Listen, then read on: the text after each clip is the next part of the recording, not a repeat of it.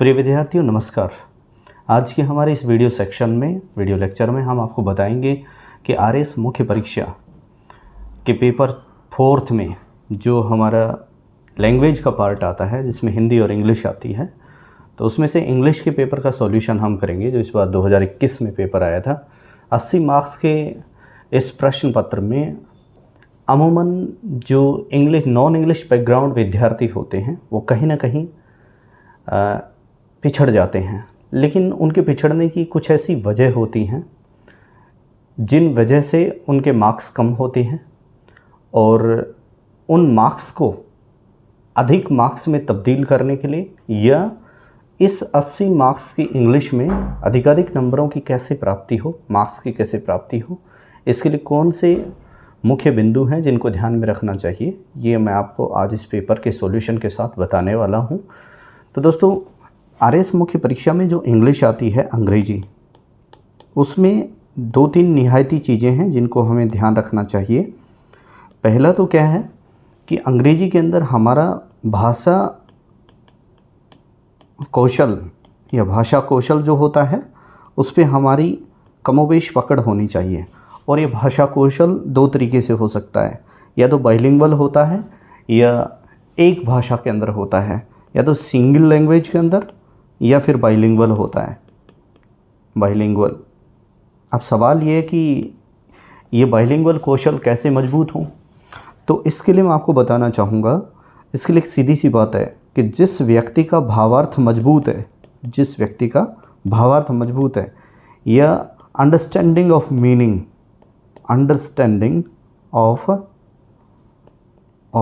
Spellings और meanings, जो व्यक्ति किसी भी भाषा कौशलों के अंदर दक्ष होना चाहता है, उसके लिए ज़रूरी है कि वह उसमें प्रयुक्त सामग्री को अच्छे से समझ सके। उसकी अंडरस्टैंडिंग बहुत मजबूत होनी चाहिए। अब ये अंडरस्टैंडिंग मजबूत कहाँ से होगी, इसके लिए आपको प्रतिदिन कमोबेश हिंदी और अंग्रेजी के दोनों ही समाचार हमें सुनने चाहिए जो ऑल इंडिया रेडियो आकाशवाणी से प्रसारित होते हैं। अब सवाल ये है कि ये हिदायत आपको क्यों देनी पड़ रही है। इस हिदायत को देने के पीछे सिर्फ़ और सिर्फ एक मकसद है, और वो मकसद ये है कि हम हर बार आरएस मुख्य परीक्षा के पेपर 4 में जो हमारा स्कोर है वो अच्छा स्कोर करने में हम निष्फल होते हैं, कभी भी सफल नहीं हो पाते हैं। हालांकि कुछ ऐसे नॉन इंग्लिश बैकग्राउंड विद्यार्थी भी हैं जिन्होंने इस बार 140 प्लस मार्क्स इसमें प्राप्त किए हैं, लेकिन उसके पीछे सिर्फ उनकी एक वजह है कि उन्होंने काफ़ी मेहनत किया है, काफ़ी रिटन वर्क किया है। और जैसा मैं इसमें आपको बता रहा हूँ मार्गदर्शन के रूप में, कि सबसे पहली बात तो आप प्रतिदिन ये नियमित रूप से अपना लें कि आपको हिंदी और इंग्लिश के समाचार अच्छे से दोनों टाइम सुनने हैं। इंग्लिश और हिंदी के न्यूज़ आप अच्छे से सुने। इसके अलावा आप एक न्यूज़पेपर का नियमित रूप से अध्ययन करें। अब मैं ये नहीं कहना चाहूँगा कि आप द हिंदू पढ़िए या इंडियन एक्सप्रेस पढ़िए, क्योंकि इन सब की कोई ज़रूरत नहीं है। ज़रूरी नहीं है कि आप इनको अपनाकर ही अपना भाषा कौशल मजबूत कर सकते हैं, ऐसा नहीं है। बल्कि इसके अलावा भी आप जैसे मान लीजिए राजस्थान पत्रिका पढ़ते हैं या दैनिक जागरण पढ़ते हैं, तो उस समाचार पत्र को आप पढ़ते समय उसके अंदर प्रयुक्त की गई शब्दावली को अच्छे से समझें। और मैं ये दावे से कहता हूँ कि जिस व्यक्ति का हिंदी का भाषा अभिव्यक्ति कौशल जितना ज़्यादा मजबूत है वो अंग्रेजी को उतने ही अच्छे तरीके से समझ सकता है। दूसरा, केवल हिंदी को मजबूत करने से अंग्रेजी को सीखना पर्याप्त नहीं होगा, बल्कि इसके लिए एक और काम करना पड़ेगा। वह यह है कि आपकी हिंदी अधिकाधिक मजबूत हो और इसके साथ आप अंग्रेजी की व्याकरण को सीखने का प्रयास करें। इससे क्या होगा कि आपकी भावार्थ को समझने की ताकत बहुत मजबूत होगी और इसका फ़ायदा आपको मेंस में आंसर राइटिंग में मिलेगा। नंबर 2, इसमें आपको क्या करना है, LSRW ये अंग्रेजी के कौशल होते हैं, स्किल्स होती हैं। लिसनिंग, सुनना, ठीक है ना।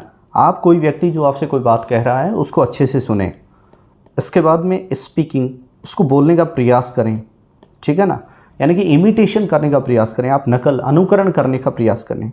इसके अलावा रीडिंग और राइटिंग, आरएस मुख्य परीक्षा के लिहाज से इंग्लिश के अंदर ये काफ़ी महत्वपूर्ण हो जाता है रीडिंग एंड राइटिंग, यानी कि आप नियमित रूप से अखबार पत्र पत्रिकाओं का अध्ययन करें, काफ़ी भारी मात्रा में नहीं, सेलेक्टेड कोई एक पत्रिका हो, सेलेक्टेड कोई एक या दो अखबार हों, और साथ में आप समाचार पत्र सुनें, क्योंकि हम बहुत सारा समय जो होता है वो मोबाइल के अंदर या इधर उधर की फालतू चीज़ों में ज़्यादा जाया करते हैं।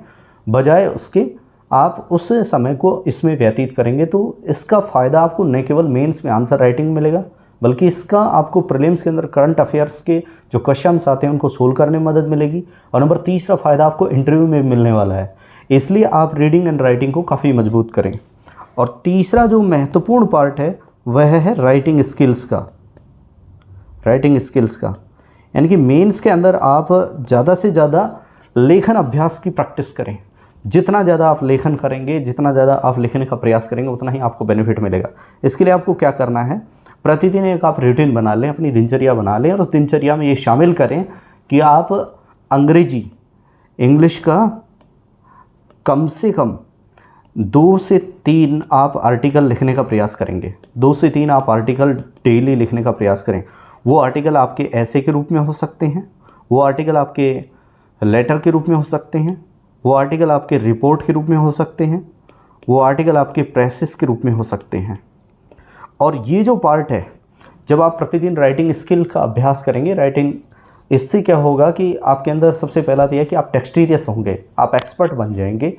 और वो एक्सपर्ट कैसे बनेंगे, मान लीजिए आपने प्रतिदिन 2 से 3 एपिसोड का अभ्यास किया है, तो इसका फ़ायदा आपको मेंस में मिलेगा कि आपने कम से कम यदि 3 महीने तक आपको मेंस की तैयारी का अवसर मिला है, 3 से 4 महीने का, हालांकि ज़्यादा मिलता है राजस्थान के अंदर आरएस परीक्षा के अंदर, ये काफ़ी संभावना होती है कि आपको मेंस के लिए समय मिले। हालांकि इस बार समय पर ये पेपर हुआ है, लेकिन फिर भी 3-4 महीने के अंदर मान लीजिए डेली की अगर आप 2 भी लिखते हैं ना, तो आपको कितना बड़ा बेनिफिट होने वाला है देख लीजिए। आप इसमें से साप्ताहिक रूप से भी अगर 2-3 लिखेंगे तो भी खूब है, लेकिन मैं डेली का इसलिए कह रहा हूँ क्योंकि 4th पेपर है, उसमें इंग्लिश और हिंदी की नियमित रूप से आप कक्षा लें, नियमित रूप से आप पढ़ाई करें। डेली कमोबेश 1 से 2 घंटे आपको लैंग्वेज को देने हैं। इसका फ़ायदा आपको अच्छे मार्क्स प्राप्त करने में, अच्छे स्कोर्स करने में मदद मिलेगी। और इस प्रकार से जब आप राइटिंग स्किल्स पर फोकस करेंगे, आप प्रतिदिन इनको लिखने का अभ्यास करेंगे, तो आपको बेनिफिट होने वाला है। इसके अलावा एक और महत्वपूर्ण बात है, वह है चाहे हिंदी की बात हो चाहे अंग्रेजी की, ग्रामर की, यानी कि व्याकरण की। अब व्याकरण का क्या किया जाए, व्याकरण का जवाब हमारा पहला बिंदु ऑटोमेटिक दे देता है। पहला बिंदु मैंने क्या बताया था कि आप नियमित रूप से अखबार और समाचार का जरूर अपने जीवन में आत्मसात करें। इन दोनों चीज़ों को, समाचार सुने और अखबार नियमित रूप से पढ़ें, और उसमें आने वाली जो शब्दावली या जो टर्मिनोलॉजी है उसको आप एब्जॉर्ब करने की कोशिश करें अपने जीवन में। ऐसा नहीं है कि सतही रूप से आपने अखबार पढ़ लिया या समाचार आप सुन रहे हैं, ध्यान आपका कहीं है या आपके ऊपर आप या फिर आप उस पर फोकस नहीं कर पा रहे हैं, तो इसका फ़ायदा आपको नहीं मिलने वाला है। इसलिए पहला बिंदु जो है वह आधारशिला है आपकी ग्रामर की। जब आप हिंदी और अंग्रेजी को अच्छे से अपने आप में कोशिश करेंगे जब आपको मान लीजिए आपकी हिंदी मजबूत है, तो अंग्रेजी स्वतः उसका अनुकरण करेगी, अंग्रेजी भी आपको स्वतः ही सरल होती चली जाएगी। इसके बाद में आप ग्रामर जो आपकी निर्धारित किसी भी आप एक गाइड का प्रयोग कर सकते हैं। कोई भी एक गाइड, मैं कोई स्पेशल रिकमेंड नहीं करूँगा, उस गाइड के आधार पे आप अंग्रेजी के ग्रामर को ठीक कर सकते हैं। तो ये चीज़ आपको, अगर आप इन चीज़ों को फॉलो करेंगे तो निश्चित रूप से आरएस के पेपर 4 के अंदर आप अच्छा स्कोर करने में कामयाब होंगे। और चलिए अब दोस्तों, अब शुरुआत करते हैं आरएस मुख्य परीक्षा के इस बार इंग्लिश का जो पेपर आया था उसका सॉल्यूशन हम करने वाले हैं। हालांकि इसका सॉल्यूशन मैंने करके तैयार किया है, लेकिन फिर भी इसको मैं आपको साथ ही साथ समझाते चलता हूँ। देखिए, पहला क्वेश्चन हमारा था जो हमारे आर्टिकल्स एंड डिटर्मिनर्स वाले पार्ट से था, यानी कि जो बेसिक हमारे पार्ट्स ऑफ स्पीच थे वहाँ से क्वेश्चन आए थे शुरुआत के, जो 10 एक नंबर के। इसमें हमारे को एरर छांटना था और दोबारा से सही शब्द का हमें चुनाव करना था, यानी कि लिखना था। Italy is an European country. देखो यूरोपियन, ये यहाँ पे इसमें गड़बड़ है। यूरोपियन, इसमें यू की आवाज़ है, ये यू है ना, इसमें ये जो होता है वो कॉन्सोनेंट होता है। क्या होता है? कैंसोनेंट साउंड होता है, यानी कि व्यंजन ध्वनि होती है। और व्यंजन ध्वनि से पूर्व हम कभी भी स्वर का प्रयोग नहीं करते हैं। मैं हिंदी बाइलिंगुअल बता रहा हूँ आपको, कभी भी हम वावल का प्रयोग नहीं करते हैं। बल्कि हम वहाँ पर किसका प्रयोग करते हैं, कंसोनेंट साउंड से पूर्व किसका प्रयोग करेंगे, ए का प्रयोग करेंगे। किसका प्रयोग करेंगे, ए का, एन का प्रयोग नहीं किया जाएगा। इसलिए आपको यहाँ पर किसका प्रयोग करना है, ए का। नंबर दूसरा है रमेश गुप्ता इज MBBS। देखो MBBS इसमें ए है, ए क्या है, ए यहाँ पर ए है, इसका मतलब ये क्या है, वावल साउंड है। कौन सी साउंड है, वावल साउंड है। तो वावल साउंड से पूर्व आप किसका प्रयोग करेंगे, आपको मैंने बताया था आर्टिकल और डिटेल में जब मैंने पढ़ाए थे विस्तृत रूप से व्याकरण में, एन का प्रयोग करेंगे, ठीक है ना। इसके अलावा देखते हैं नंबर तीसरा क्वेश्चन था, the island was uninhabited except of ship. ये यहाँ पे था प्रीपोजिशन वाला क्वेश्चन। किसका क्वेश्चन था, प्रीपोजिशन का। और इसमें देखो यहाँ पे मिस्टेक है, एक्सेप्ट ऑफ जो लिखा हुआ है यहाँ पे, इसमें दो तरीके से इसका सुधार हो सकता है। इसका हिंदी अनुवाद, हिंदी भावार्थ क्या हो रहा है कि जो द्वीप था, आइसलैंड जो था, उसके ऊपर भेड़ों के अलावा कुछ था नहीं, एक्सेप्ट ऑफ शिप, ठीक है ना। तो यहाँ पे क्या लिखेंगे हम, एक्सेप्ट ऑफ के स्थान पर हम एक्सेप्ट शिप लिख सकते हैं, जो ज़्यादा बेहतर है, जैसा मैंने लिखा है, या फिर एक्सेप्ट फॉर शिप लिख सकते हैं, ठीक है ना। तो इस तरीके से इसका ये आंसर होगा। इसके बाद में नेक्स्ट है, divide the money between you all. देखिए ये बिटवीन है ना, बिटवीन ऐसा प्रीपोजिशन है जो किन्हीं दो व्यक्तियों या दो वस्तुओं के बीच में प्रयुक्त होता है। किन्हीं दो व्यक्तियों या दो वस्तुओं के बीच में जब कोई प्रीपोजिशन का प्रयोग करना हो तो किसका करेंगे हम, बिटवीन का करेंगे। लेकिन वहीं दूसरी ओर दो से अधिक जब तादाद होती है कितने से अधिक जब तादाद होती है, दो से अधिक जब तादाद या संख्या होती है, तो वहाँ पर हम अमंग प्रीपोजिशन का प्रयोग करेंगे। कौन से प्रीपोजिशन का प्रयोग करेंगे, अमंग। इसलिए इसका सही आंसर होगा divide the money among you all, ठीक है ना, कि धन को आप सभी के बीच में बांट लीजिए। नेक्स्ट इसका पांचवा क्वेश्चन था, did Sohan scratch your card. ये ग्रामेटिकल मिस्टेक इसमें है, और वो मिस्टेक क्या है, देखिए डिड जो है वो एक ऐसी हेल्पिंग वर्ब है जिसके साथ में हमेशा वर्ब की फर्स्ट फॉर्म का प्रयोग होता है। कौन सी फॉर्म का प्रयोग होता है, फर्स्ट फॉर्म का। इसलिए डिड के साथ में सब्जेक्ट, ये यहाँ पे इंटरोगेटिव सेंटेंस है तो helping verb plus subject plus verb आता है और प्लस ऑब्जेक्ट। इस फॉर्मेट के अनुसार, इस पैटर्न के अनुसार इसमें क्या होना चाहिए था, डिड सोहन स्क्रैच, ठीक है, और यूर कार्ड। इस तरीके से इसका आंसर होगा। इसका हिंदी अनुवाद होगा, क्या सोहन ने तुम्हारे कार्ड को स्क्रैच किया, या किया था, या करता था। ये तीन भावार्थ इसके हो सकते हैं। तो ये ध्यान रखना है, जब आपको मैंने टेंसेस पढ़ाए थे उसमें बताया था, बाकायदा उसमें पैटर्न भी बता रखा है, did plus subject plus verb की फर्स्ट फॉर्म। तो ये इसका आंसर होगा। नेक्स्ट क्वेश्चन है, 120 miles are too far to travel, ठीक है ना, कि 120 मील की दूरी यात्रा करने के लिए बहुत दूर होती है। अब देखो मेरा जो मैंने हिंदी भावार्थ बोला है उसी में इसका उत्तर आ गया। 120 मील की दूरी, एक वचन है बहुवचन, 120 तो एक से ज़्यादा है, लेकिन इस 120 क्या है, दूरी है। तो 120 मील की दूरी ये सिंगुलर का पर्याय है। किसका पर्याय है, सिंगुलर का पर्याय है। इसमें एक वचन का भावार्थ स्पष्ट होता है। इसलिए हमारे को 120 माइल्स को इंटीग्रेटेड रूप से किस हेल्पिंग वर्ब के साथ लगाएंगे हम, इज के साथ। अब यहाँ पर यदि आप आर का प्रयोग करते हैं तो बिल्कुल गलत है, सरासर गलत है। इसलिए ये जो क्वेश्चन था आपके एग्जाम में, ये सिंटैक्स या कंकड़ से संबंधित था, या सब्जेक्ट वर्ब एग्रीमेंट से।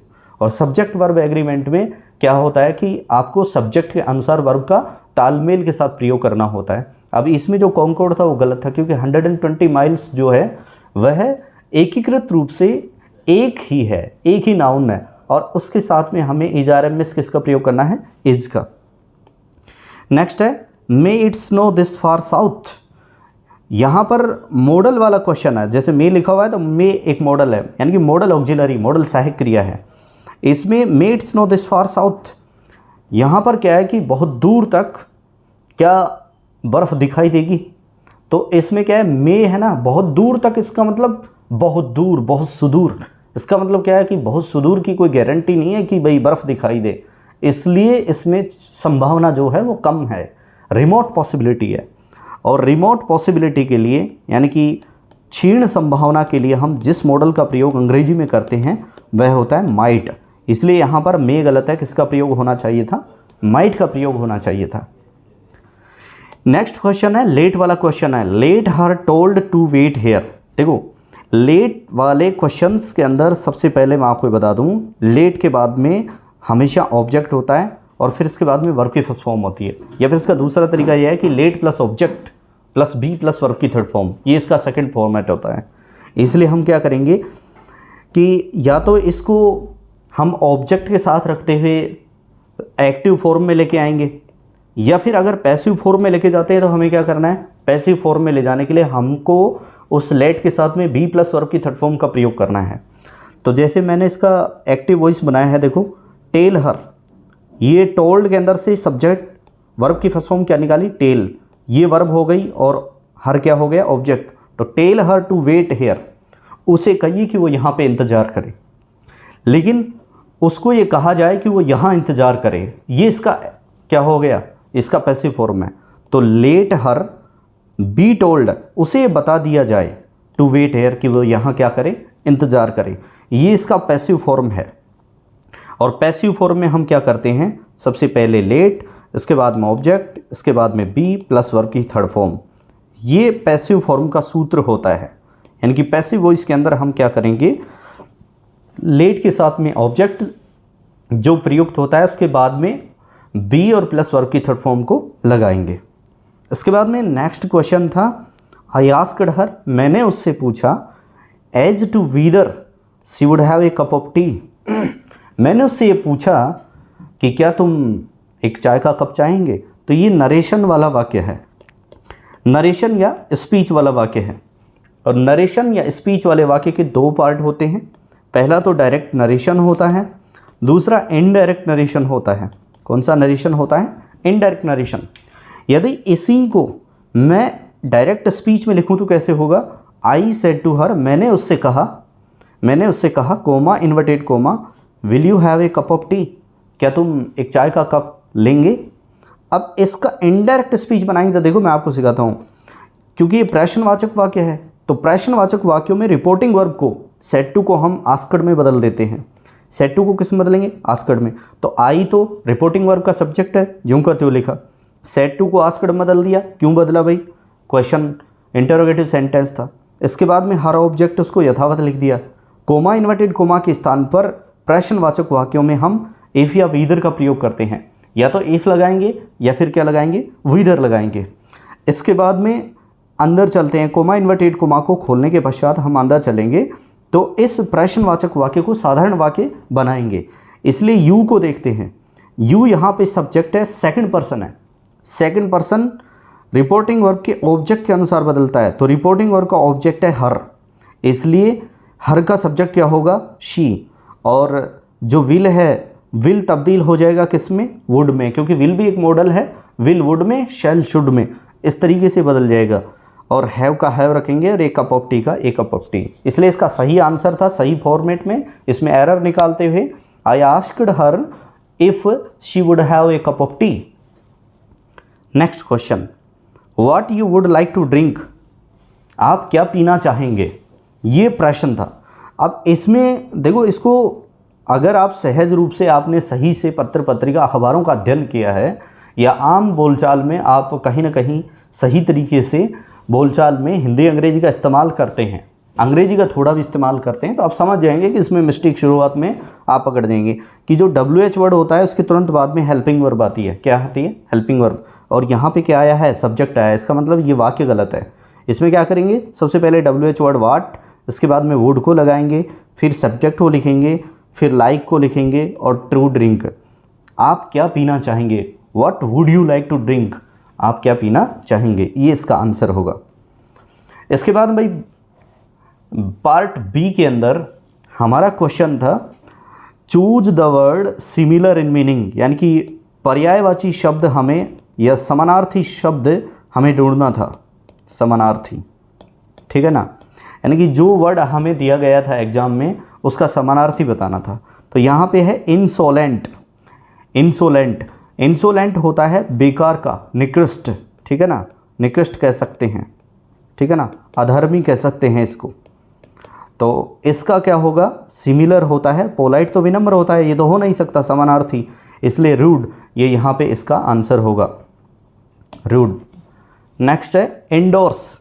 इंडोर्स का हिंदी अनुवाद होता है भाई समर्थन करना, सपोर्ट करना, और डिस्क्रेडिट होता है नकारना।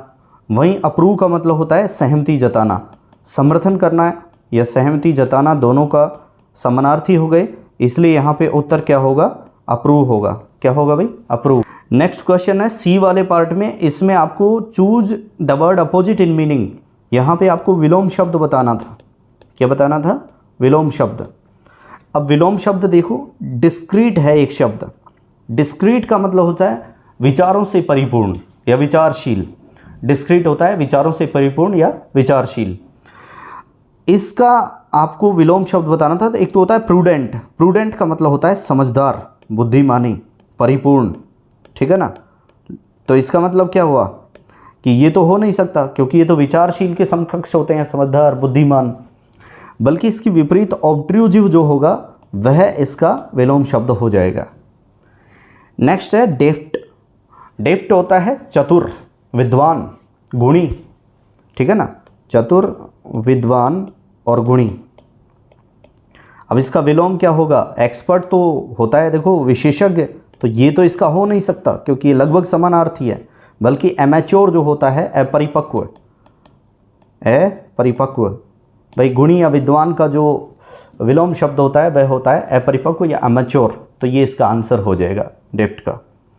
तो ये थे आपके विलोम शब्द। इसके बाद में नेक्स्ट क्वेश्चन है rewrite choosing the appropriate expression to form a meaningful sentence, कि आपको वाक्य को पुनः लिखना है सही अभिव्यक्ति का प्रयोग करते हुए, ठीक है ना। टू मेक और to form a meaningful sentence, एक सार्थक वाक्य बनाने के लिए आपको वाक्य के अंदर कुछ अशुद्धियाँ हैं या कुछ चीज़ें हैं जिनका चुनाव करना है, सही गलत का, और आपको दोबारा से उसे लिखना है। तो पहला क्वेश्चन था the army got discouraged. Army got discouraged, discourage का मतलब होता है हतोत्साहित होना, सेना हतोत्साहित हो गई। एंड और गिव इन, गिव इन जो होता है ये फ्रेजल वर्ब यहाँ पे है, इसका मतलब होता है हथियार डाल देना। गिव इन का मतलब क्या होता है, हथियार डाल देना, और हथियार डाल देने का समानार्थी होता है हार मान लेना। वहीं दूसरा इसके अंदर लिखा हुआ है गेव अपॉन, ये यहाँ पे गलत है। गेव अपॉन जो होता है, एक तो पहली बात तो क्या है, गिव की सेकंड फॉर्म है गेव, ठीक है ना। और दूसरी बात यह है कि इसके साथ में अपॉन लिखा हुआ है, तो गिव के साथ में अपॉन कभी प्रीपोजिशन नहीं लगता है, और लगता है तो फिर वो सही फ्रेजल वर्ब नहीं होती है। इसलिए यहाँ पे गेव इन का मतलब होता है हार मान लेना या हथियार डाल देना बिफोर द ओपोनेंट्स, यानी प्रतिद्वंदी के खिलाफ या दुश्मन के खिलाफ। सेना हतोत्साहित हो गई और उसने अपने प्रतिद्वंदी के खिलाफ अपने हथियार डाल दिए या हार मान ली। इसलिए सही फ्रेजल वर्ब जो है पदबंध क्रिया, हिंदी में फ्रेजल वर्ब को क्या कहते हैं, पदबंध क्रिया। तो इसका आंसर क्या होगा भाई, गेव इन होगा। क्या होगा, गेव इन होगा। नेक्स्ट क्वेश्चन है I am going to have a catnap और डॉगनैप। ये दो शब्द यहाँ पे प्रयुक्त किए गए थे, इन दोनों में से किसी एक का चुनाव करना था। कैटनैप का तो मतलब होता है भाई किसी काम को जैसे आप करते हैं लगातार, बीच में आपको थकान आती है, तो थकान आते समय आप कभी कभार झपकी ले लेते हैं, ड्राउजी पोजीशन होती है, उनीदापन जब होता है, तो कैटनैप का तो मतलब होता है झपकी लेना। और दूसरा है डॉगनैप। डॉगनैप का मतलब होता है कुत्ते चुराना, ठीक है ना, डॉग और नैप। तो I am going to have, मैं लेने जा रहा या जा रही हूँ, while you are cooking lunch, जबकि आप भोजन पका रहे हैं। तो इस दौरान मैं झपकी लेने जा रही हूँ या कुत्ते चुराने जा रही हूँ। भाई आप तो क्या करेंगे, भोजन पकाएंगे, ठीक है ना, और मैं कुत्ते चुराऊँ या चुराऊँगी, तो ये तो कोई बात नहीं हुई। बल्कि इसका सही जो भावार्थ होगा इस क्रम में वो ये होगा कि जब आप भोजन पकाएंगे इस दरमियान मैं एक झपकी ले लूँगा या ले लूँगी। इसलिए यहाँ पे जो सही आंसर होगा वो होगा कैटनैप। नेक्स्ट क्वेश्चन है selecting the correct phrase word and rewrite the following sentence.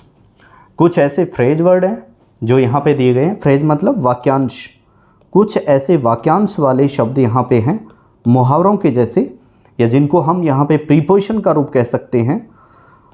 तो उनमें से सही का चुनाव करते हुए आपको वाक्य को लिखना है। पहला क्वेश्चन है ही वॉज सिटिंग बिसाइड्स और बिसाइड, इन दोनों में से एक को चुनाव करना था आपको।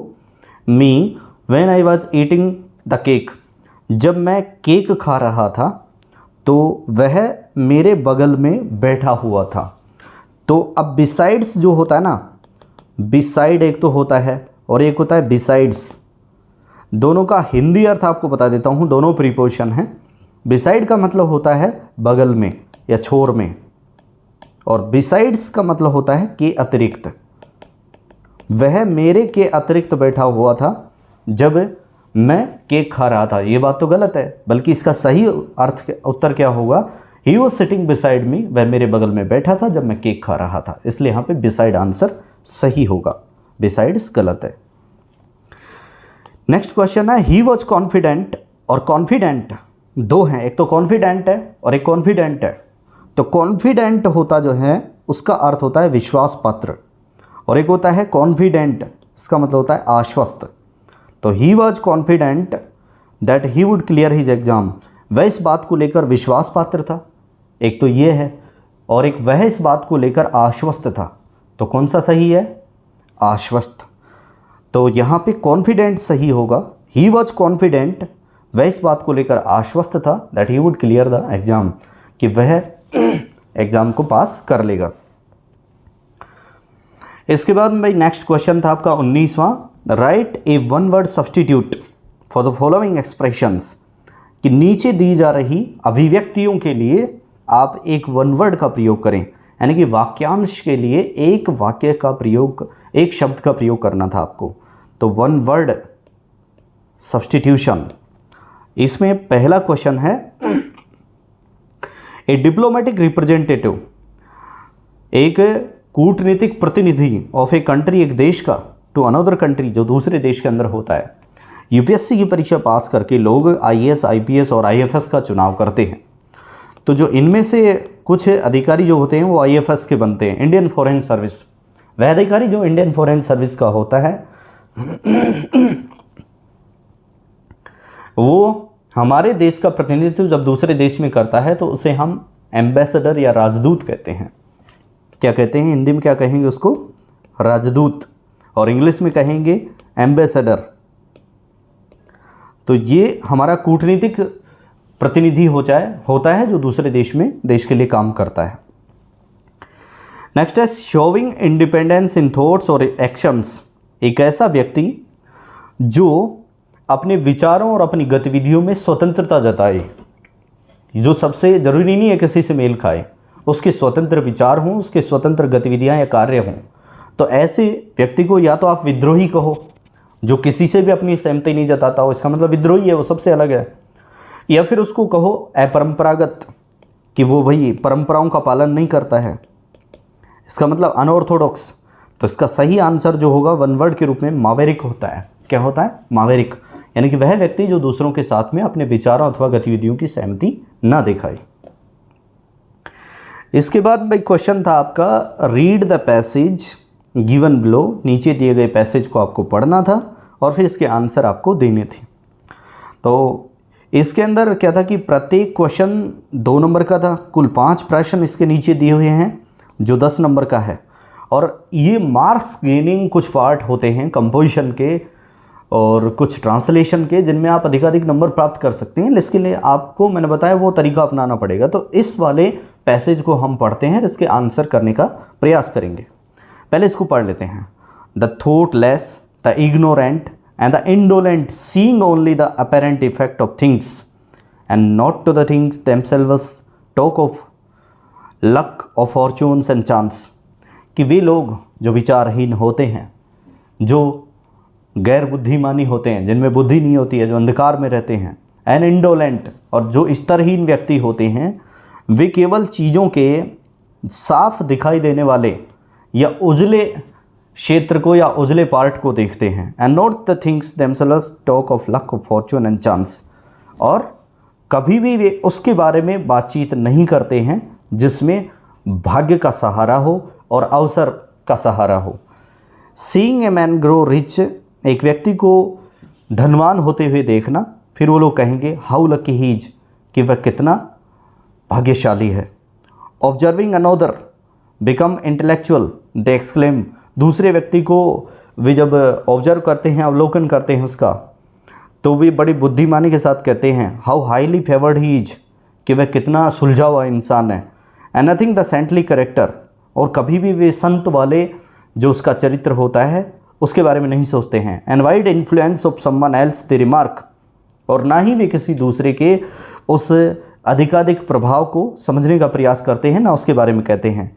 How chance aids him at every turn, बल्कि वो इसके विपरीत क्या कहेंगे कि देखो कितना गजब का संयोग है कि जब भी उसकी बारी आती है तो अवसर उसकी मदद कर देता है, या उसे ऐसा अवसर मिलता है कि वह उसमें पार पा लेता है।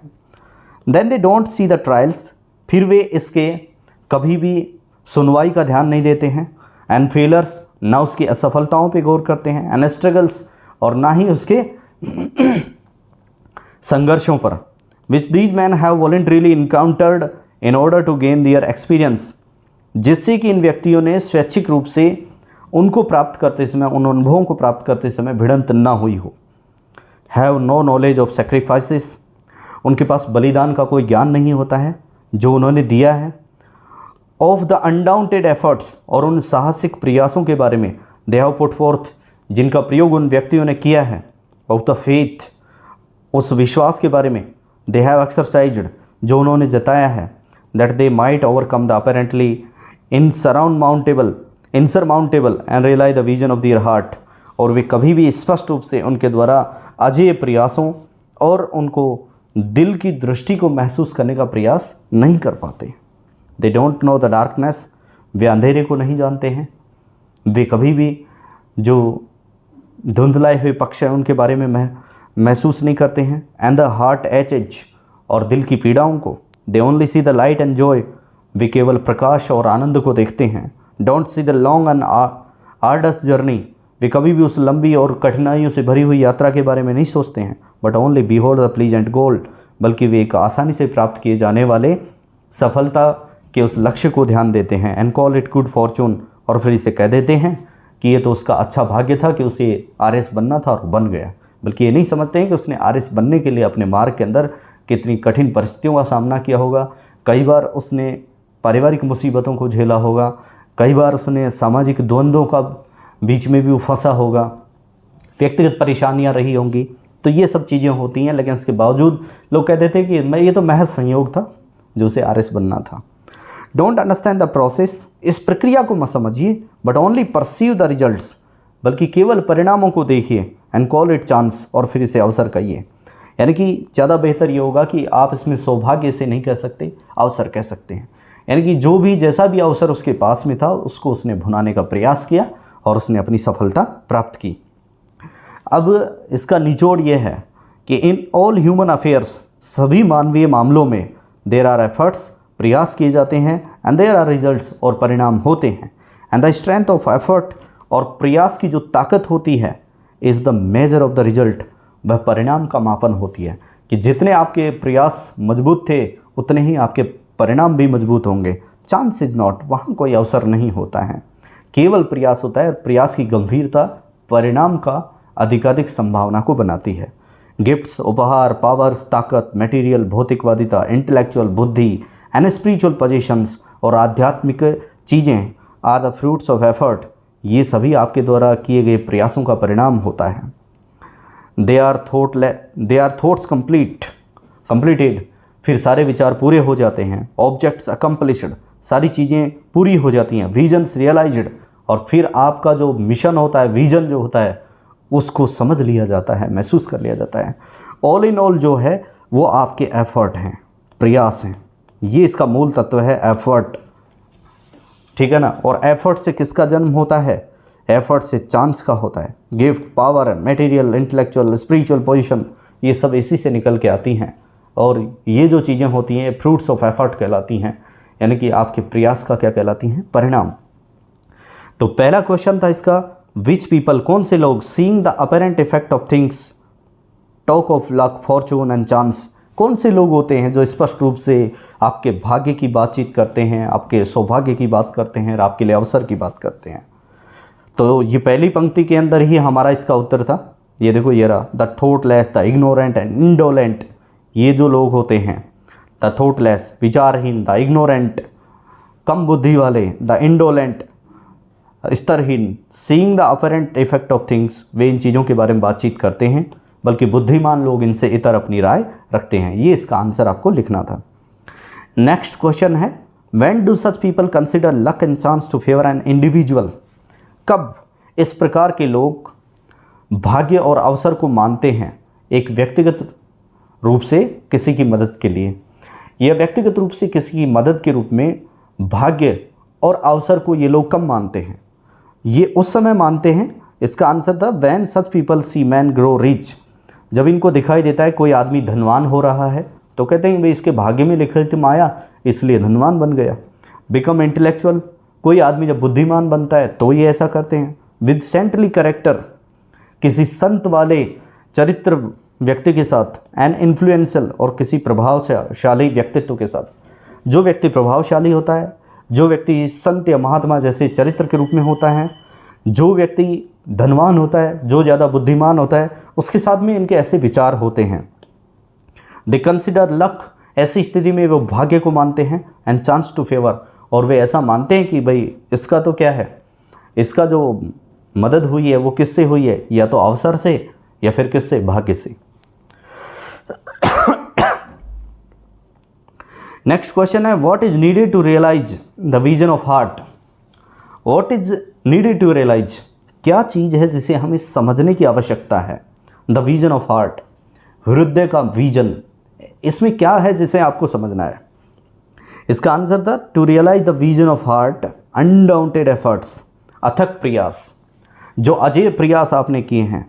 यानी कि आप जब अपनी सफलता को पाने के लिए, जब आप अपने लक्ष्य, अपने गोल के प्रति सतत रूप से परिश्रमशील थे, उस दौरान आपने अथक प्रयास किए, अजय प्रयास किए। ट्रेल्स, आपके द्वारा उन कदमों को अपनाया गया जो बहुत कठिन थे। फेलर्स, आपने बहुत असफलताएं देखी। स्ट्रगल्स, बहुत सारे संघर्ष देखे।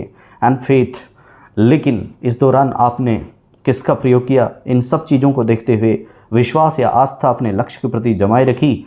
तो इन सब चीज़ों की आपको ज़रूरत होती है जब आप दिल से किसी चीज़ के लक्ष्य को पाने के लिए महसूस करते हैं। नेक्स्ट क्वेश्चन है, what is connection between efforts and results as stated in the passage. जैसा कि पैसेज गद्यांश के अंदर बताया गया है कि वे प्रयासों और परिणामों के बीच में क्या संबंध है वो बताइए। इसी गद्यांश के अंदर लिखा हुआ है कि प्रयास और परिणामों के अंदर जो कनेक्शन होता है वो अंत में जो ये हमारा गद्यांश था उसमें स्पष्ट रूप से लिखा हुआ है ये the in all human affairs.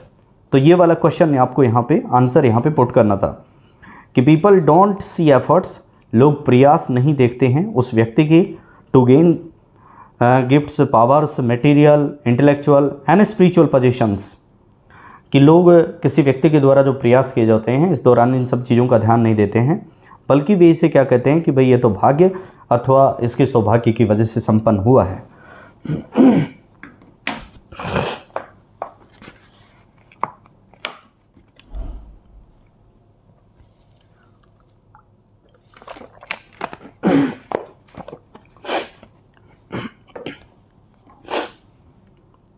And the strength of effort is the measure of the result, और इस प्रकार से जो प्रयासों की जो ताकत होती है वह आपके परिणाम का मापन होती है।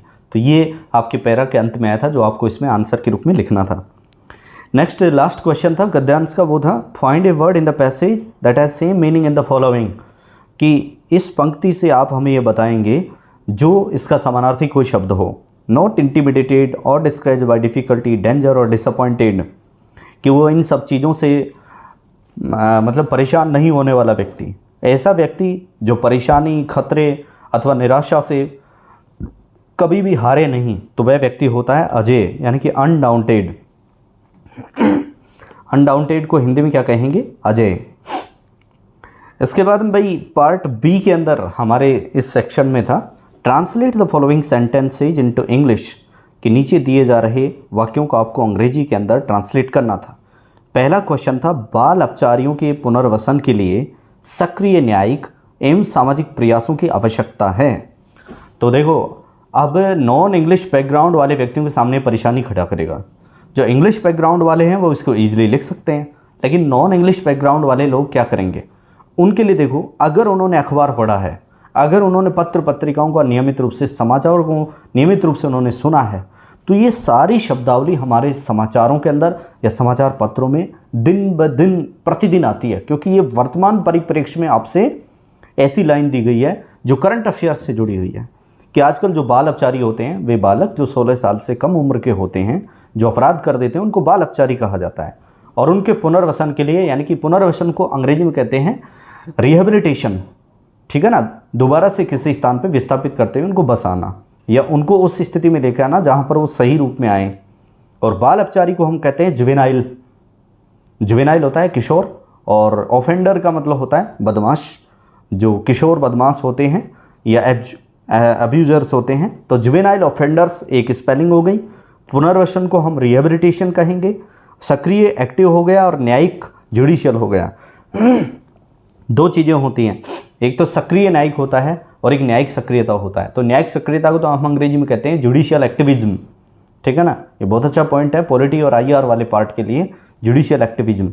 लेकिन इसके विपरीत सक्रिय न्यायिक है, तो इसको हम अंग्रेजी में कहेंगे प्रोएक्टिव जुडिशियल। और सामाजिक प्रयास यानी सोशल एफर्ट्स, और आवश्यकता यानी नीड। तो अब इसका आप आराम से लिख सकते हैं उसको सही क्रम में जमा के। तो इसका हो जाएगा rehabilitation of juvenile offenders and abusers, कि किशोर या बाल अपचारियों के पुनर्वास में रिक्वायर्स यानी ज़रूरत है प्रोएक्टिव जुडिशियल, यानी कि सक्रिय न्यायिक, और जुडिशियल एक्टिविज्म तब होता है जब न्यायिक सक्रियता होती है, और सोशल एफर्ट्स इनकी ज़रूरत है। नेक्स्ट है भाई, मैं अब भी तुम्हारे साथ होने से ज़्यादा खुश होना नहीं जानता।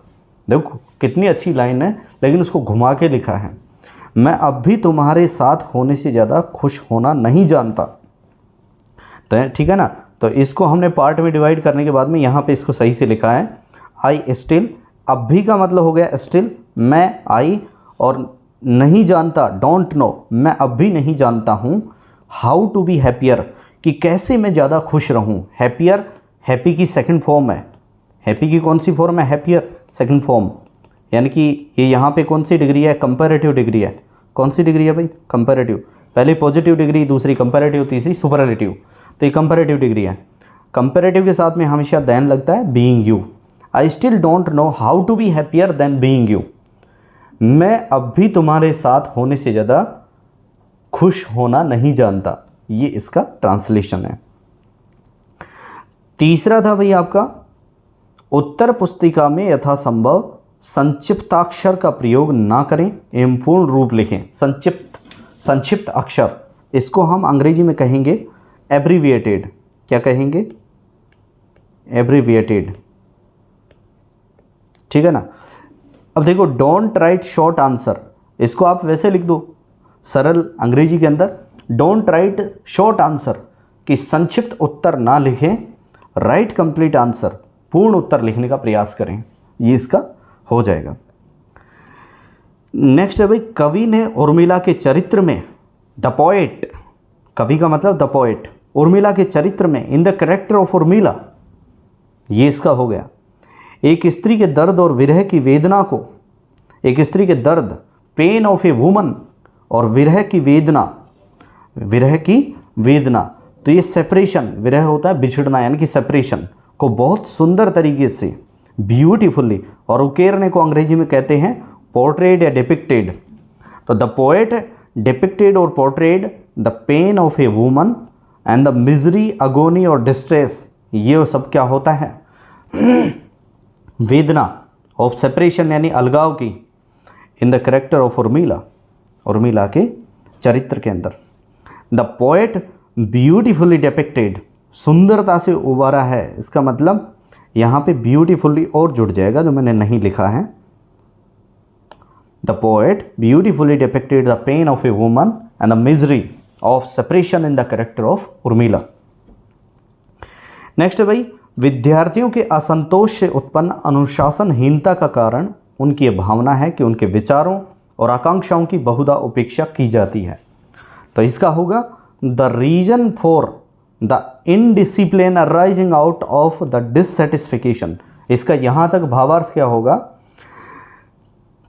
कि असंतोष के कारण जो अनुशासनहीनता जो उत्पन्न हो रही है विद्यार्थियों में, वह इस बात की भावना है कि वे लोग their ideas and aspiration are often neglected, कि जो आजकल के विद्यार्थी हैं या जो बालक हैं, उनकी जो विचार होते हैं, जो उनकी आकांक्षाएं होती हैं, हम उनको क्या करते हैं, नेग्लेक्ट करते हैं। हम उनको क्या करते हैं, नेग्लेक्ट, उनकी उपेक्षा करते हैं। यही कारण है। तो अनुशासनहीनता, इनडिसिप्लिन, असंतोष, डिससेटिस्फिकेशन, भावना, फीलिंग, विचार, आइडियाज, आकांक्षा, एस्पिरेशंस, और उपेक्षा, नेग्लेक्ट, और नेग्लेक्टेड यहाँ पे हो जाएगा, और विद्यार्थी, स्टूडेंट्स। तो ये आपका ट्रांसलेशन था। इसके बाद भाई नेक्स्ट क्वेश्चन था, make a precious of the following passage in about 1/3 of its length, कि जो आपको पैसेज दिया गया है इसको आपको प्रेसिस लिखनी है, और वो कितना लिखनी है, 1/3 पार्ट में लिखनी है। पहले तो आपको क्या करना चाहिए, एग्जाम में दिए हुए पैसेज को अच्छे से पढ़ना है, एक नहीं 2 बार पढ़ना है, क्योंकि लैंग्वेज वाले पार्ट में आपके पास पर्याप्त समय होता है। आप बहुधा ये शिकायत करते हैं कि भाई समय कम था इसलिए मैं पूरा नहीं लिख पाया, ऐसा कुछ नहीं है, आपके पास पर्याप्त समय होता है। आप यदि 1 से 2 बार पैसेज को पढ़ लेंगे तो आप कमोबेश उसके मूल को समझ पाएंगे, the main theme of that passage. और अगर आपको मेन थीम समझ में आ गया तो आप आराम से प्रेसिस लिख सकते हैं। तो इस बार क्रिप्टो करेंसी पर हमारा ये पैसेज आया था जिसकी प्रेसिस लिखनी थी। We have heard about the term crypto currency, हमने इस शब्द क्रिप्टो करेंसी को सुना ही है, which is blooming in the investment market, जो कि निवेश बाजार के अंदर खूब फल फूल रही है। टुडे यानी आज के दिन, the digital currency is taking the world to a new direction, आजकल जो डिजिटल मुद्रा है वो विश्व को एक नई दिशा में लेके जा रही है। According to a market research company, एक बाजार शोध कंपनी के अनुसार, more than 13,000 different crypto currencies exist in the world, कि आज संसार के अंदर 13,000 से भी ज़्यादा क्रिप्टो करेंसी मौजूद हैं। To mention a few names, यदि इनके कुछ नामों का उल्लेख किया जाए तो इनमें bitcoin, Ethereum, कार्डेनो, tether and the likes of them, और इस प्रकार के अन्य दूसरी क्रिप्टो करेंसी बाजार में काम कर रही हैं। Different countries have different opinions on crypto currency, अलग अलग देशों के क्रिप्टो करेंसी पर अलग अलग विचार या भावनाएं हैं। व्हाट एग्जैक्टली क्रिप्टो करेंसी, लेकिन सवाल यह है कि क्रिप्टो करेंसी है क्या। इससे पहले तो उनका विवरण दिया है, बैकग्राउंड बनाया है, लेकिन अब सवाल यह है कि क्रिप्टो करेंसी क्या है। ये यहाँ पे मूल है इस पूरे पैसेज का। अब इसका आंसर भी लिख दिया इसने साथ साथ, it is a virtual currency, ये एक वर्चुअल मुद्रा होती है, विच मीन्स, जिसका मतलब होता है इट डजंट एग्जिस्ट फिजिकली, कि ये भौतिक रूप में हमें दिखाई नहीं देती है, लाइक अदर करेंसीज, दूसरी मुद्राओं की तरह। जैसे भारतीय मुद्रा रुपया है तो नोट हमें दिखता है, सिक्का हमें दिखता है, लेकिन ये ऐसी मुद्रा नहीं होती है जो दिख सके। The world crypto currency is actually derived from the technique, ये एक ऐसी तकनीक से निकला हुआ शब्द है crypto currency, which is used to encrypt the network, जो डिजिटल रूप से किसी मुद्रा को सहेज के रखता है। ये इसका आंसर है कि डिजिटल करेंसी जो होती है क्रिप्टो करेंसी, ये use to encrypt the network, जो नेटवर्क के ऊपर ही डिजिटल रूप से सुरक्षित होती है। जो हमारे आईटी सेक्टर के अंदर जो नेटवर्क होता है उसमें सुरक्षित एक मुद्रा होती है।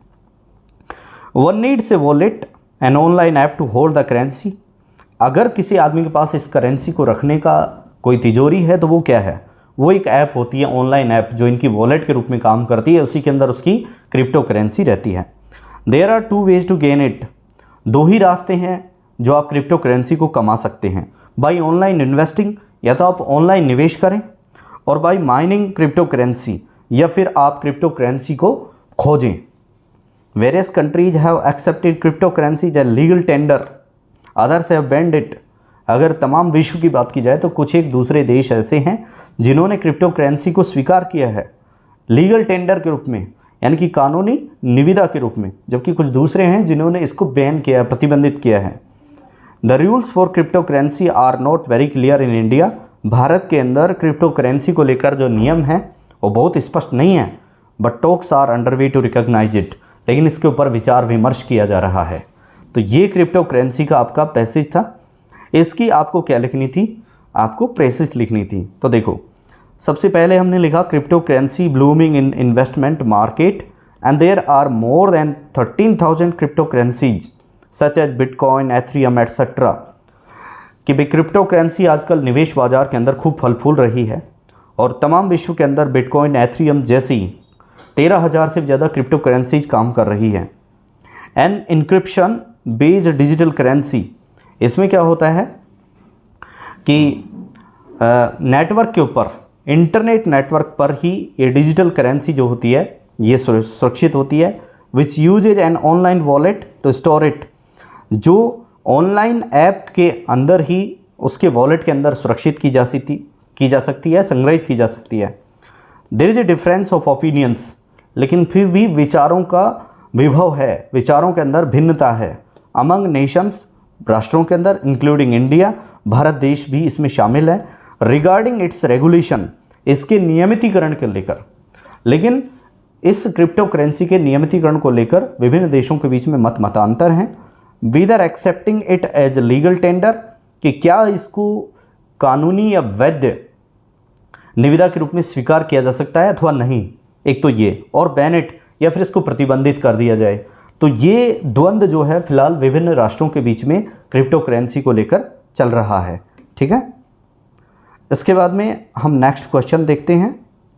नेक्स्ट क्वेश्चन है भाई हमारा, वो था right a paragraph of any one of the following in approximately 200 words. हमारे को 200 शब्दों के अंदर एक पैराग्राफ लिखना होता है। 3 टॉपिक दिया जाते हैं, उनके अंदर से एक टॉपिक हमें छांटना होता है।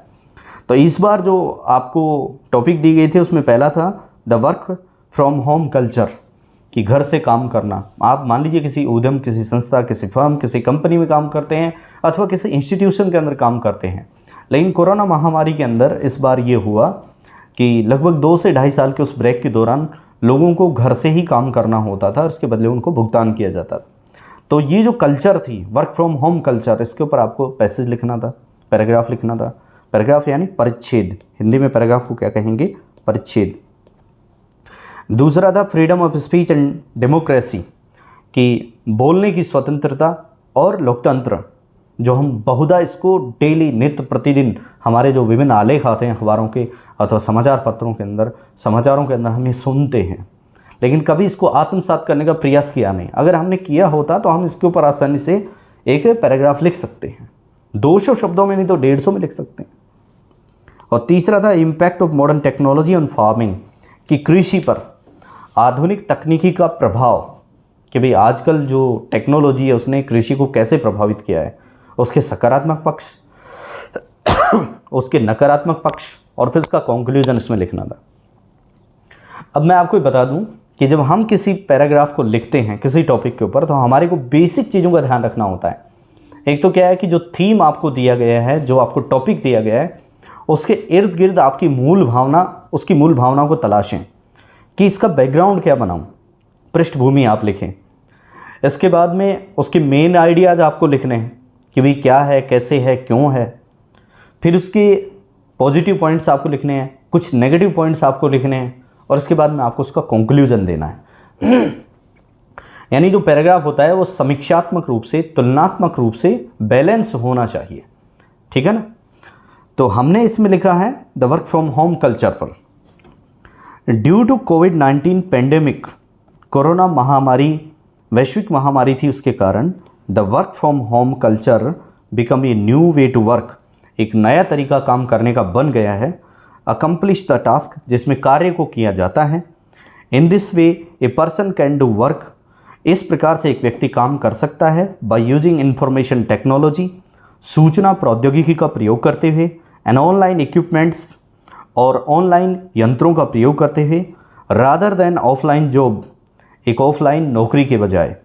इस प्रक्रिया में या इस तरीके से व्यक्ति ऑफलाइन नौकरी के बजाय ऑनलाइन यंत्रों के माध्यम से और सूचना प्रौद्योगिकी का प्रयोग करते हुए घर बैठे कार्य कर सकता है। फॉर एग्जाम्पल, उदाहरण के रूप में IT sector, banking, service sector, support sector etcetera, ये सारे ऐसे सेक्टर हैं जहाँ पे आप घर बैठे कार्य कर सकते हैं। अब वर्क फ्रॉम होम कल्चर के बारे में लिखा है, this culture is much comfortable for people, ये लोगों के लिए ज़्यादा सहज है यह संस्कृति। Employees can save a great deal of money, इससे जो कार्मिक होते हैं बड़ी भारी मात्रा के अंदर पैसे की बचत कर सकते हैं एंड टाइम और अपने समय की। सिंस चूँकि they don't have to travel so often, क्योंकि उन्हें बहुत ज़्यादा नौकरी पर जाने के लिए ट्रैवल नहीं करना होगा। जब घर बैठे काम करेंगे तो उनको नौकरी पर जाने के लिए भाई वाहनों का प्रयोग नहीं करना होगा, उत्सर्जन नहीं होगा, कार्बन उत्सर्जन नहीं होगा, पर्यावरण संरक्षित होगा। तो बहुत सारे इसके फ़ायदे हैं। लेस ट्रैवलिंग, कम से कम यात्रा करना, will also help reduce traffic congestion and environment pollution. इससे क्या होगा, कम यात्रा करने से हमारे जो यातायात के अंदर जो काफ़ी भीड़ भड़क्का होता है उसको कम करने में मदद मिलेगी और जो पर्यावरण प्रदूषण होता है उस पर रोकथाम लगेगी। बिसाइड्स, इसके अतिरिक्त, ये आया था ना देखो वहाँ पे प्रीपोजिशन वाले क्वेश्चन में, besides working at home doesn't mean staying inside all day long. घर पर कार्य करने का मतलब ये नहीं है कि आप दिन भर घर के भीतर रहें। People can choose to work in their garden और बैकयार्ड। लोग काम करने के लिए, ये ऑनलाइन जो काम होता है वह व्यक्ति चाहे तो अपने गार्डन में बैठ के कर सकता है, अपने घर के अहाते में बैठ के कर सकता है। Wherever makes them feel convenient work, जहाँ पर उनको कार्य करने में सरलता हो, सहजता हो, कन्वीनियंट, आसानी हो, वहाँ पे आदमी इस वर्क फ्रॉम होम कल्चर में कार्य कर सकता है। मोर ओवर, और ज़्यादा बात की जाए तो employees are under less stress. Work from home culture में उनके ऊपर बाउंडेशन नहीं होती है, कोई बाध्यता नहीं होती है, कोई उनके ऊपर बॉस का रोब नहीं होता है। इसलिए क्या करेगा वो, इसमें कम तनाव के अंदर रहकर कार्य करेगा। With A flexible working schedule, उसका एक बहुत आसान कार्य करने का जो शेड्यूल होगा। However there are some disadvantage also, यद्यपि वर्क फ्रॉम होम कल्चर के कुछ नुकसान भी हैं, डिसएडवांटेज, नुकसान। इंस्टेंस, उदाहरण के रूप में, working from home personal space, घर पर अपने व्यक्तिगत स्थान से कार्य करते समय reduce face to face instruction. सबसे पहला इसमें जो कमजोरी होती है कि फेस टू फेस इंस्ट्रक्शन जो होता है वो कम होता है। भाई आप ऑफिस जाएंगे, जब आप ऑफलाइन जॉब करेंगे तो आपके सामने क्या होगा, आपका बॉस होगा, आपके अपने उच्चस्थ अधिकारी होंगे, आपके अधीनस्थ कर्मचारी होंगे, उनके साथ में आपको दिन भर वार्तालाप या अन्य दूसरे काम संबंधी इंटरेक्शन करने होते हैं। लेकिन इसमें वो सब नहीं हो पाता है। लेक ऑफ डिसिप्लिन, आपके पास अनुशासन की कमी होती है। लेक ऑफ फॉर्मल रूटीन, और औपचारिक रूप से जो आपकी दिनचर्या बनी हुई होती है वो इसमें नहीं होती है। Some people may get distracted from work. इसमें क्या होता है कि कुछ लोग अपने काम से डिस्ट्रैक्ट हो सकते हैं, यानी कि विकर्षित हो सकते हैं बाय एक्सटर्नल एफर्ट्स फैक्टर्स। कुछ बाहरी ऐसे तत्व होते हैं जिनसे वे विकर्षित हो सकते हैं। ये इसका सबसे बड़ा नुकसान है कि भाई आप मान लीजिए घर पे काम कर रहे हैं, कोई दूसरा आदमी आ गया, आप क्या कह रहा है कि भाई आप क्या कर रहे थे, लो आओ चलो घूमने चलते हैं, ठीक है यार इसको बाद में कर लेना। तो आप क्या करेंगे, पहले वहाँ चले जाएंगे। मतलब आप इसमें एक शेड्यूल में बंधे हुए नहीं होते हैं। ऑफिस वर्क होता है, ऑफलाइन वर्क होता है, उसमें आप 10 से 5 काम करेंगे, लेकिन इसमें ऐसा नहीं है, आप रात में भी कर सकते हैं, सुबह शाम कर सकते हैं। तो ये भी इसका एक डिसएडवांटेज है। There are some demerits of working from home. घर पर कार्य करने के कुछ दोष भी हैं। Yet working from home should be encouraged, लेकिन फिर भी घर से कार्य करने की जो संस्कृति है इसको हमें प्रोत्साहित करना चाहिए। Because advantage overcome the disadvantage, क्योंकि जो नुकसान होते हैं उनकी समाप्ति या जो फायदे होते हैं उनका जन्म नुकसान से ही होता है। यानी कि पहले आप जो आपके अवगुण हैं उनको मिटाएंगे तभी गुणों की प्राप्ति होगी। इसलिए वर्क फ्रॉम होम कल्चर आजकल ज़्यादा प्रचलन में है और काफ़ी मददगार भी है। इसके बाद में भाई दोस्तों आपका नेक्स्ट क्वेश्चन था जिसमें आपको पल्लवन लिखना था। क्या लिखना था? पल्लवन। और पल्लवन होता है विस्तरीकरण, यानी कि दिए हुए एक लाइन अथवा वाक्यांश को आपको विस्तार में लिखना था। इसमें 3 टॉपिक थे आपके। Child is the father of man, बालक जो है वह आदमी का पिता होता है, बिल्कुल सही है। बच्चा हमारे परिवार में जन्म लेता है, छोटा सा बच्चा उन्हीं संस्कारों को ग्रहण करेगा जो उसके परिवार में अन्य दूसरे सदस्यों माता पिता के होते हैं। उनकी कल्चर क्या होती है, इन सब चीज़ों को एब्जॉर्ब करता है बालक और फिर वो बड़ा बनता है। इसलिए बालक या जो बच्चा होता है वही आदमी का क्या होता है, बाप बनता है। Sweet are the uses of adversity. और तीसरा था no man should be condemned unheard, किसी भी व्यक्ति को बिना सुने उसकी भर्त्सना या उसकी बुराई नहीं की जानी चाहिए, पहले उसको सुनना चाहिए। कहते हैं ना कि आंखों देखी और कानों सुनी बात पे विश्वास करना चाहिए। लेकिन हमने यहाँ पे टॉपिक चुना है child is the father of man, कि जो बच्चा होता है वह आदमी का बाप होता है। तो इस पे लिखा है a man is formed by his habits, एक व्यक्ति अपनी आदतों से निर्मित होता है। ही प्रैक्टिस्ड एज ए चाइल्ड, वह एक बालक के रूप में अभ्यास करता है, जैसे डॉक्टर चिकित्सा का प्रैक्टिस करता है ना, ऐसे। ऑल्सो द सराउंडिंग्स, वह उस वातावरण के अंदर भी इन्फ्लुएंसेस, वातावरणीय प्रभावों को अपने अंदर सुरक्षित करता है, सहिता है। एंड एक्सपीरियंसेस, और अनुभवों को। One undergoes in one's childhood leave a deep impact on one's personality, किसी एक आदमी के बचपन के अंदर जब वह इन सब चीज़ों से प्रभावित होता है तो उसी से उसके व्यक्तित्व का निर्माण होता है। वंस पर्सनैलिटी, उसके व्यक्तित्व का क्या होता है, निर्माण होता है।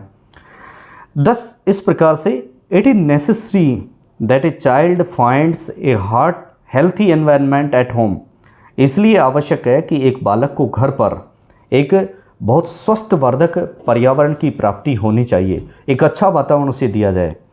एंड इन अदर प्लेसेस, और दूसरे स्थानों पर भी इसके साथ में ऐसा होना चाहिए।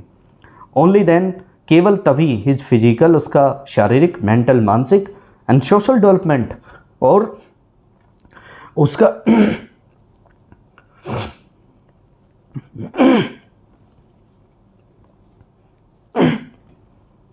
Only then his physical, mental and social development, तभी उसका शारीरिक, मानसिक और सामाजिक विकास विल टेक प्लेस होगा इन द राइट डायरेक्शन, सही दिशा के अंदर। Such a child will grow up into a joyful, hopeful and generous man, और इस प्रकार से जब किसी बालक का चहुमुखी विकास किया जाता है, सर्वांगीण विकास किया जाता है, तो वह बालक फिर एक हंसमुख, आशावादी और एक उदार व्यक्तित्व का रूप धारण करता है। ऑन द कॉन्ट्रेरी, जबकि दूसरी तरफ a child who has always seen quarrels, एक वह बालक जिसका जन्म ऐसे परिवार में हो जिसमें लड़ाई झगड़े होते रहें, लर्न्स द सेम, वह वैसा ही सीखता है। लाइकवाइज हार्टेड एंड डिस्ट्रेस, जिससे बहुत ज़्यादा घृणा की जाती है, इस प्रकार का। एंड डिस्ट्रेस, और बहुत ज़्यादा अवसाद के अंदर। अमंग द फैमिली मेम्बर्स, जहाँ पर परिवार के सदस्यों के बीच में ऐसा देखने को मिलता है। इन द नेबरहुड, पड़ोस में ऐसा वातावरण होता है। And surroundings have an adverse effect, और जैसा वहाँ का वातावरण होता है वैसा ही उस दूसरे बालक पर असर पड़ता है। हैंस, अतः he will grow up into a maladjusted personality, जो बेकार के वातावरण के अंदर जिस बालक का जन्म, पालन पोषण हुआ है, वह इस प्रकार से एक अव्यवस्थित व्यक्तित्व के रूप में आदमी बनेगा। He will show disrespect for the family, society and culture, इस प्रकार से ऐसा बालक ना तो परिवार के प्रति, ना समाज के प्रति और ना संस्कृति के प्रति सम्मान दिखा सकता है, वो असम्मान की भावना से देखेगा। Such a person can not save society, इस प्रकार का व्यक्ति समाज को सुरक्षित नहीं रख सकता। Also turns out as a rebellious and destructive personality, बल्कि इसके विपरीत ये बालक एक ऐसा व्यक्ति बनेगा जो कि क्रांतिकारी होगा, जो विचारों से भिन्न विचार रखेगा। एंड डिस्ट्रक्टिव पर्सनालिटी, और डिस्ट्रक्टिव यानी तबाही मचाने वाले व्यक्तित्व के रूप में इसका विकास होगा। ए चाइल्ड्स माइंड, एक बालक का मस्तिष्क एब्जॉर्ब्स यानी ग्रहण करता है, अवशोषित करता है, और इंटीमेट्स अथवा अनुकरण करता है एवरीथिंग, हर एक चीज़ का, as a sees in his family, जैसा कि वह अपने परिवार में देखता है, स्कूल जैसा वह अपने विद्यालय में देखता है, सोसाइटी अपने समाज में देखता है, एंड कल्चर और अपनी संस्कृति में। ठीक उसी प्रकार से जैसे बालक अपने परिवार, अपने समाज, अपने स्कूल और अपनी संस्कृति से जिन जिन तत्वों को देखता है उन्हीं को ग्रहण करता है, और उसका विकास भी वैसे ही व्यक्तित्व के रूप में होता है। तो ये था आपका पल्लवन। इसमें कुछ और है। ही डजंट अंडरस्टैंड गुड और बैड, वह अच्छाई और बुराई के अंदर भेद नहीं कर पाता है। Thus there is a huge responsibility on the part of the parents, इसलिए वर्तमान परिप्रेक्ष्य की अगर बात की जाए तो यहाँ पे इसका ये हमने कंक्लूजन लिखा है कि यदि वर्तमान परिप्रेक्ष्य में बात की जाए तो माता पिता की ये बड़ी जिम्मेदारी है, स्कूल, विद्यालय की एंड सोसाइटी और समाज की, कि उन सभी को मिलके they must focus on values from the very childhood, कि उनको बहुत शुरुआत के बचपन से या बचपन के बहुत शुरुआत से ही बालक के नैतिक मूल्यों का विकास करना चाहिए। ओनली देन, केवल तभी we can build a man of virtues, तभी हम एक गुणी व्यक्तित्व का, एक गुणी व्यक्ति का निर्माण एक बालक से कर सकते हैं। इसलिए एक बच्चे को आदमी का पिता कहा जाता है कि जिस बच्चे को जैसा सिखाएंगे वैसा होगा। एक कहानी भी है कि दो तोते थे, उनको लाया जाता है, एक तो महात्मा ले जाता है और दूसरा डाकू। जैसा डाकू था तो उसके जैसा तोता वो बोलता था, और भाई संत था तो उसकी जैसी वाणी वो बोलता था। तो इस प्रकार से जैसा देश वैसा भेष। और अंतिम क्वेश्चन था भाई आपका, जिसमें आपको लेटर लिखना था या उसके अथवा में एक रिपोर्ट थी। रिपोर्ट तो आपको लिखनी थी इंडस्ट्रियल वेस्ट डिस्पोजल, कि औद्योगिक कचरा जो होता है उसका निस्तारण कैसे किया जाए। ये खूब अखबारों के अंदर आता है। जो आपका पेपर आया है वो टोटल अखबार के स्तर पर टिका हुआ है। यदि आपने अंग्रेजी और हिंदी के अखबारों को अच्छे से पढ़ा सुना है, समाचारों को, तो निश्चित रूप से आपको इसमें अच्छे मार्क्स प्राप्त होने वाले हैं। अब कुछ लोगों ने ये लिखा है, लेकिन हमने ये लिखा है write a letter to the joint secretary, संयुक्त सचिव को पत्र लिखना है, डिपार्टमेंट ऑफ लेबर वेलफेयर, जो कि आपके श्रम कल्याण विभाग के संयुक्त सचिव हैं। उनको driving attention to the government policy, सरकारी नीति की तरफ आपको उनका ध्यान आकर्षित करना है, जिसमें बताया गया है कि नो वर्क नो पे, कि यदि काम नहीं तो दाम नहीं। Complaining about the bank employees, जिसमें बैंक एम्प्लॉयज़ के बारे में शिकायत करनी है। Who went on strike on 22 जनवरी, जो 20, 21 और 22 जनवरी को हड़ताल पे चले गए हैं। अब ये पत्र किसको लिखा जाएगा? जॉइंट सेक्रेटरी को लिखा जाएगा। किसका जॉइंट सेक्रेटरी है? लेबर वेलफेयर डिपार्टमेंट का है। और इसको पत्र लिख रहे हैं तो इसमें अता पता कुछ नहीं है, इसलिए हमने वैसे पता डाल दिया कि 3rd floor, Pune Heights 1C, May 30, 2022, ठीक है ना। और the joint secretary department of labour welfare, ये है पदासीन व्यक्ति जिसको आपको लेटर लिखना है, पुणे सिटी महाराष्ट्र, ठीक है ना। ये पद है जिसको हम लिखेंगे। इसके बाद में हमें इसमें सब्जेक्ट लिखना है, क्योंकि ये ऑफिशियल लेटर है, कंप्लेनिंग लेटर है, आधिकारिक पत्र है, इसलिए इसमें आप यदि सब्जेक्ट लिखेंगे तो आपके लिए ज़्यादा बेनिफिशियल होगा। सब्जेक्ट है to complain about the bank employees strike, कि बैंक के जो कर्मचारी हैं उनके द्वारा जो हड़ताल की गई है उसके बारे में आपको शिकायत करनी थी। फिर इसके बाद में हमने इसमें सैल्यूटेशन का प्रयोग किया है, संबोधन का, रिस्पेक्टेड सर और मैडम, क्योंकि चूँकि जॉइंट सेक्रेटरी अधिकारी है इसलिए उसको आप सम्मानीय सर, श्रीमान जी अथवा मैडम लिखेंगे, ये उसका पद से उसको संबोधित करेंगे। I would like to draw your attention, मैं आपका ध्यान आकर्षित करना चाहूँगा, to the bank employees strike on January 20, 21, 22। मैं आपका ध्यान बैंक कर्मचारियों के द्वारा 20, 21 और 22 को जो हड़ताल की जाने वाली जनवरी को, उसकी तरफ। Customers are facing lots of inconveniences, problems including their deposition and withdrawal of cash in accounts. और इसमें जो भारी समस्या है बैंकों की हड़ताल के बारे में, वो आपने लिखी है इसमें, कि भाई जो बैंकों के ग्राहक हैं वे उनके कैश को जमा कराने अथवा निकालने संबंधित बड़ी भारी परेशानियों का सामना कर रहे हैं, उनको दुविधा हो रही है। दो यद्यपि government policies are indifferent for the work on job work, कि कार्य करने के लिए सरकार की यद्यपि जो नीति है वह बिल्कुल जो बनाई गई है वो यथावत है, जैसी है। I am aware of the policy of the government of no work no pay, लेकिन यद्यपि मुझे इस बात का मालूम है कि भाई काम नहीं तो दाम नहीं, लेकिन फिर भी इससे नुकसान किसका हो रहा है? आम जनता का हो रहा है। कि चलो ठीक है कि गवर्नमेंट एम्प्लॉय जो बैंक के हैं वो हड़ताल पर चले गए हैं तो उनको नौकरी के पैसे नहीं मिलेंगे उस दिन के, ये ठीक है, लेकिन इसके विपरीत आम जनता को नुकसान हो रहा है, परेशानियों का सामना करना पड़ रहा है।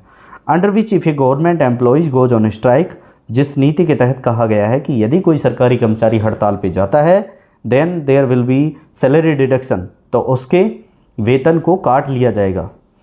लेकिन फिर भी इसके इतर आपको लिखना है, may I therefore request you, लेकिन मैं फिर भी आपसे ये विनती करता हूँ, निवेदन करता हूँ, to look into the gravity of the situation, कि आप इस स्थिति की, ये जो परिस्थिति है इसकी गंभीरता के अंदर जांच करें, and ensure a solution as soon as possible, और आप ये प्रयास करें अपने स्तर से कि जल्दी से जल्दी इस समस्या का कोई निस्तारण हो, कोई रास्ता निकले। ये आपने अपने लेटर में विवरण दिया है। अब आप अंत में भाई ठीक है, अब आप एक उम्मीद जताएंगे संयुक्त सचिव लेबर वेलफेयर डिपार्टमेंट से कि भाई वो उससे आपको एक सकारात्मक जवाब मिले। अंत में आप लिखेंगे, I shall be grateful to you, मैं आपके प्रति कृतज्ञ रहूँगा। I look forward to hearing from you soon, मैं आपकी तरफ से जल्दी जवाब की प्रतीक्षा में रहूँगा, या आपके पत्र के जल्दी उत्तर की प्रतीक्षा में। और अंत में आप लिखेंगे, विद रिगार्ड्स ससम्मान योर्स फेथफुल्ली, आपका भवननिष्ठ, ये मैंने वैसे किसी का नाम लिख दिया है, सैमसन। तो ये था प्रिय विद्यार्थियों आपका आरएस पेपर 4 इंग्लिश का, जो इस बार आरएस में 2021 में आया है। और इसका हमने सॉल्यूशन, मुझे उम्मीद है कि आप अच्छे से इसको समझ पाए होंगे, क्योंकि मैंने बाइलिंगुअल इसको बहुत अच्छे से समझाने का प्रयास किया है। इसका पक्ष एक और ये भी है, जो मैंने शुरुआत में आपको बताया था इसका सॉल्यूशन कराते समय, कि आपको ज़्यादा से ज़्यादा प्रयास ये करना है कि आप समाचार पत्रों का अध्ययन करें। रीडिंग और राइटिंग जो दो आपके लैंग्वेज जो स्किल्स होती हैं, उन पर आपको फोकस करना है।